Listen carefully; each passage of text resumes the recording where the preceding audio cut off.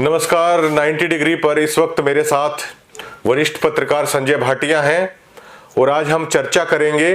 Berry में एक सवाल है वो लगातार उठ रहा है कि आखिरकार बेरी की आज की स्थिति क्या है, और उससे पहले एक जो सबसे मुख्य बात जो आ रही है कि ये चुनाव है वो किसके बीच में माना जाए। इस मुद्दे पर संजय भाटिया साहब से हम खास चर्चा करेंगे क्योंकि बेरी की राजनीति को इस लोकसभा चुनाव के दरमियान से काफी बारीकी से है ये कवर करते आ रहे हैं। बारीकी से बेरी विधानसभा में जो राजनीति जो चल रही है पिछले कुछ महीनों के दरमियान उनको भी इन्होंने देखा है, और जो तमाम प्रत्याशी भी हैं उनको भाटिया साहब उनकी राजनीति पर भी काफी पैनी नजर है वो रखते हैं। चाहे वो डॉक्टर रघुवीर सिंह कादियान हो, चाहे अमित अहलावत हो, चाहे संजय कबलाना हो। भाटिया साहब से आज पूछेंगे कि बेरी की राजनीतिक स्थिति क्या है। भाटिया साहब, जो एक सवाल बार बार आ रहा है, अब नामांकन हो चुका है, नामांकन भरे गए हैं। डॉक्टर रघुवीर सिंह कादियान, अमित अहलावत, संजय कबलाना, गोवर्धन प्रधान और आम आदमी पार्टी से जो अश्वनी दुलेड़ा है उनकी धर्मपत्नी है सोनू अहलावत, उन्होंने नामांकन भरा है।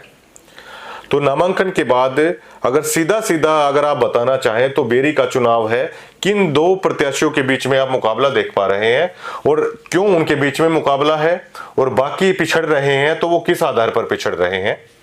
प्रवीण जी, देखिए, मैंने जैसे कि पहले भी आपको एक बार बताया था कि नामांकन से लेके और मतदान के अंतिम वोट तक शेयर बाजार की बातें ये पूरा चुनाव चलता है। किसी दिन कोई प्रत्याशी ऊपर नीचे होगा, लेकिन जैसा कि आपने आज की स्थिति की बात की है तो मैं बड़ी गंभीरता के साथ और अनुभव के साथ कह रहा हूं कि बेरी के जो वर्तमान विधायक हैं डॉक्टर रघुवीर सिंह कादियान, वो आज मुझे नंबर 1 की पोजीशन पर दिखाई दे रहे हैं। उसके पीछे कारण ये है कि डॉक्टर साहब लगातार 6 बार से 5 बार से लगातार विधायक हैं और एक बार पहले भी बने हुए हैं, तो 6 बार के डॉक्टर साहब विधायक हैं। तो इसमें तो कोई दो राय नहीं है कि डॉक्टर साहब अनुभवी हैं, उन्हें चुनाव लड़ने का बड़ा अच्छा अनुभव है। तो आज की स्थिति के अनुसार डॉक्टर रघुवीर सिंह कादियान जो है वो मुझे नंबर 1 पर दिखाई दे रहे हैं जी। रही बात अन्य प्रत्याशियों की, तो देखिए, भारतीय जनता पार्टी ने संजय कबलाना को इस बार अपना प्रत्याशी बनाया है।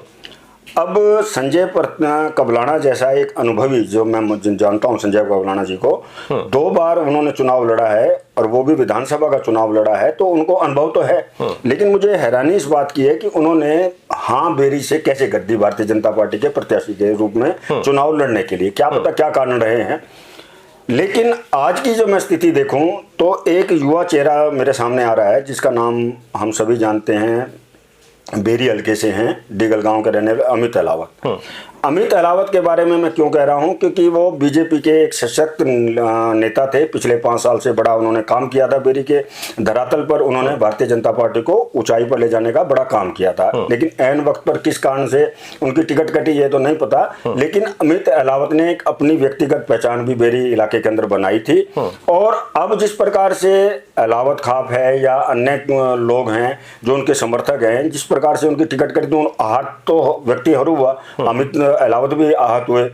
अब उन लोगों ने जैसे सामूहिक पंचायत करके, और आज तक पंचायतों का दौर जारी है, निर्णय लिया कि अमित अहलावत जैसे एक युवा को, सशक्त युवा को राजनीति में होना ही चाहिए।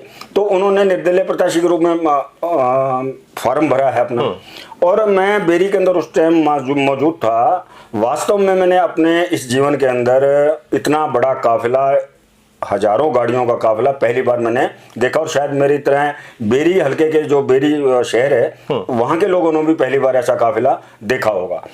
अब आज की स्थिति की बात करूं तो डॉक्टर रघुवीर सिंह कादियान अपने अनुभव और देखिए वरिष्ठ तो हैं ही, नंबर 1 पर दिखाई दे रहे हैं। दूसरे नंबर की अगर बात की जाए तो मैं अमित अहलावत का नाम लूंगा, और संजय कबलाना जी जो कि भारतीय जनता पार्टी के प्रत्याशी हैं, आज की तारीख में मुझे तीसरे नंबर पर दिखाई दे रहे हैं।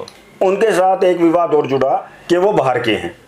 ये सच भी है, क्योंकि अमित अहलावत तो डिगल के हो गए, डॉक्टर रघुवीर कादियान दुबलधन के हो गए, यानी कि लोग ये स्वीकार कर रहे हैं कि बेरी के हल्के से तो हैं ये दो। अब संजय कबलाना का अचानक आ जाना, बेरी हल्के के अंदर आ जाना, तो ये ग्रामीणों को भी थोड़ा अटपटा सा लग रहा है जी। तो आज की स्थिति में डॉक्टर रघुवीर सिंह कादियान नंबर 1 और सेकंड नंबर पर मुझे अमित अहलावत। तो किस आधार पर भाटिया जी आप ये कह रहे हैं कि ये जो चुनाव है कि अमित और डॉक्टर रघुवीर सिंह कादियान के बीच है, और अगर डॉक्टर साहब को आप फिलहाल की उसमें बढ़त दिखाई देते हैं तो अमित के लिए अब आगे चुनाव में क्या संभावनाएं हैं आप देख पा रहे हैं?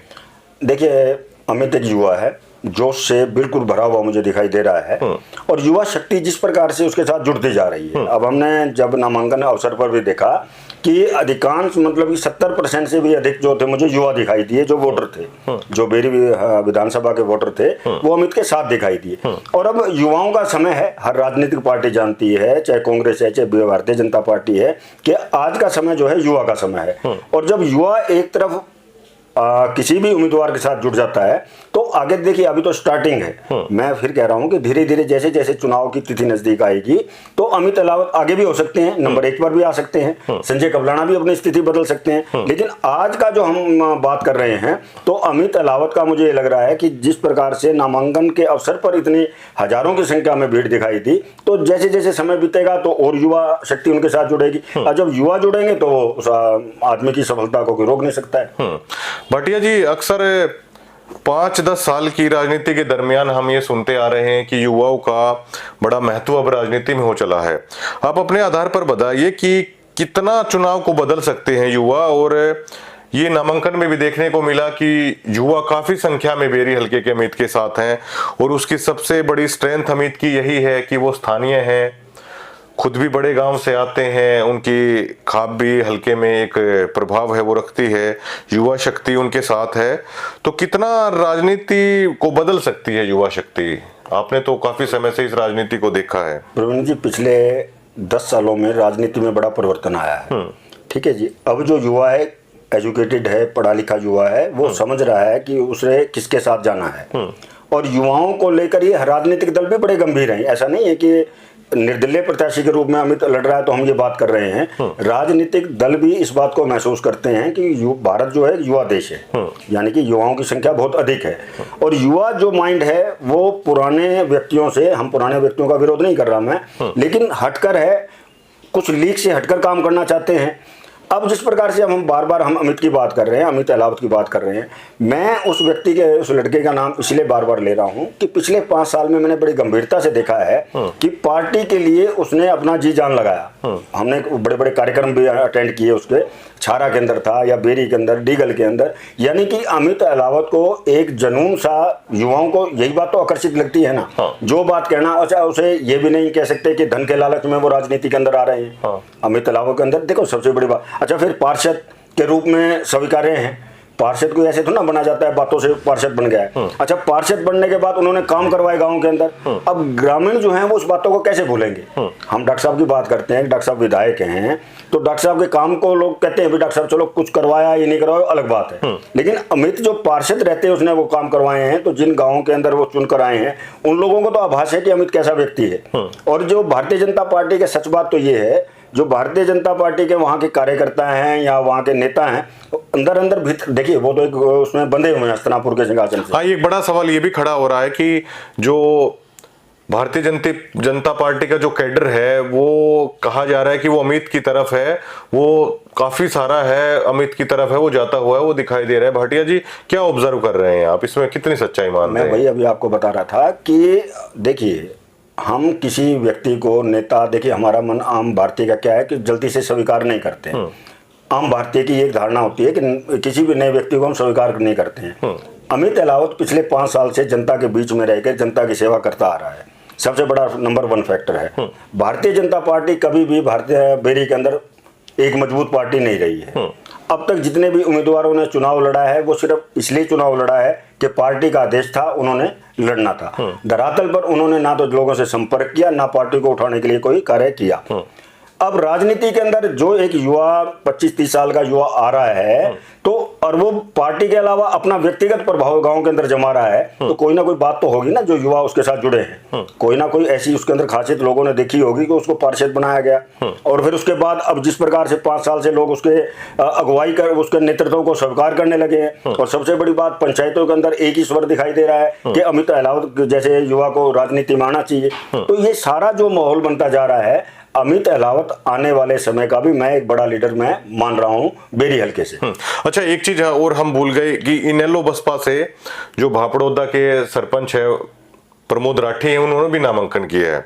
तो क्या भाटिया साहब, आपको ये नहीं लगता कि जैसे गोवर्धन प्रधान है उन्होंने भी फॉर्म भरा है, वो भी बाहर से ही आप लगा लीजिए, जैसे संजय कबलाना है, तो भारी की फिर जगह क्या बचती है, क्योंकि इनेलो बसपा गठबंधन भी अब मैदान में आ चुका है और अभय सिंह चौटाला जी की इमेज भी काफी अच्छी है और ऐसे भी नहीं है कि अभय सिंह चौटाला के नाम पे वो वोट मांगते हैं तो कोई आदमी मतलब ये कह देगा कि नहीं आपकी बात नहीं सुनना चाहते हैं।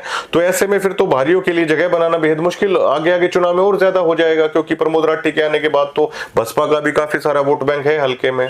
देखिए मैंने क्या कहा है, आज जो पूरे हरियाणा के अंदर बात चल रही है बीजेपी और कांग्रेस की, हाँ ठीक है जी, अन्य पार्टियां ठीक है अपना वजूद दिखाने के लिए चुनाव में उतरती हैं। अब देखिए आम आदमी पार्टी क्यों ना उतरे या इनेलो बसपा गठबंधन क्यों ना उतरे, उन्हें भी पता है कि हम जीत नहीं रहे हैं, लेकिन ये पार्टियों का एक फैसला होता है, अपनी उपस्थिति दर्ज किसी भी चुनाव में करवानी होती है। लेकिन बेरी के हम अगर आज की हम ये बात कर रहे हैं तो बेरी में कांग्रेस का तो हो गया, चलो कांग्रेस के डॉक्टर रघुवीर सिंह खाते हैं, लेकिन भारतीय जनता पार्टी के नेता का हम नाम नहीं ले रहे हैं, हम ले रहे हैं एक निर्दलीय का नाम ले रहे हैं। हाँ। इसके पीछे मैंने आपको जैसे बताया बड़ा फैक्टर क्या है कि अमित जो है वो पहले भारतीय जनता पार्टी का एक सशक्त लीडर बेरी के अंदर था, ठीक है, उसे टिकट नहीं मिली और जिस प्रकार से अलावत खाप ने या उनके मित्रों ने आसपास के गांव के लोगों ने खुद प्रेशर, अमित तो नहीं आया ना। हाँ। सबसे बड़ी बात क्या आ रही है कि लोगों के प्रेशर के द्वारा ही तो अमित ने तो पूछा कि देखिए मैं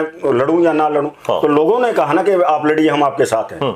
तो ये सबसे बड़ा फैक्टर अमित का सेकंड नंबर आने का ये है, एक तो वो लोकल बेरी हल्के के हो गए, दूसरा युवाओं का पूरा समर्थन उनके साथ है, तीसरा जो गांव उठकर उसके पास आए हैं कि अमित तेरे साथ अन्याय हुआ है, आपको राजनीति में आना है, तो उससे अमित का हौसला बढ़ा है। तो यही मैं कह रहा हूं कि यहाँ पर बेरी के अंदर मुझे मुकाबला आज की तारीख में कांग्रेस और एक निर्दलीय प्रत्याशी जो अमित हैं उसके बीच में देखने को मिल रहा है। बहुत बहुत शुक्रिया भाटिया साहब। धन्यवाद। तो जो स्थिति आज की मौजूदा है, जो बन रहे हैं चुनावी समीकरण है, वो भाटिया साहब ने बताया कि आज के दिन बेरी विधानसभा में ये स्थिति है वो बन रही है कि जो मुकाबला है वो डॉक्टर रघुवीर सिंह कादियान और अमित अहलावत में वो सीधे सीधे है। पहले जो कयास लगाए जा रहे थे कि बाहरी व्यक्ति भी कुछ है वोट ले लेंगे, लेकिन प्रमोद राठी के आने से वो संभावनाएं भी हैं वो काफी खत्म हो जाती हैं, क्योंकि प्रमोद राठी भी स्थानीय हैं, इनेलो बसपा के गठबंधन से आ रहे हैं, तो हल्के के बाहर की बजाय है लोग अपने हल्के के व्यक्तियों को ही है, ये राजनीति का दस्तूर है कि उसमें है वो चुनते हैं। और 5-6 दिन में भाटिया साहब और स्थिति है वो क्लियर हो जाएगी कि अब चुनाव है वो किस तरीके का चल रहा है। जैसे चुनाव की तिथि नजदीक आई, मैं कह रहा हूँ सप्ताह के बाद बिल्कुल क्लियर होता जाएगा कि कौन आगे चल रहा है, कौन द्वितीय पे, कौन तृतीय नंबर पर, क्योंकि चुनावी मैनेजमेंट भी है वो सामने आ जाता है कि अब 5-7 दिन में बिल्कुल पूरी तरीके से ताकत है वो लोग झोंक देंगे, तो बिल्कुल ये भी बिल्कुल पूरी तरीके से सामने आ जाएगा कि डॉक्टर रघुवीर सिंह कादियान कहाँ है, अमित कहाँ है, या प्रमोद राठी कहाँ है, या संजय कहाँ पर हैं, या अन्य प्रत्याशी कहाँ पर हैं, ये भी खुलकर है वो सामने आ जाएगा। शुक्रिया।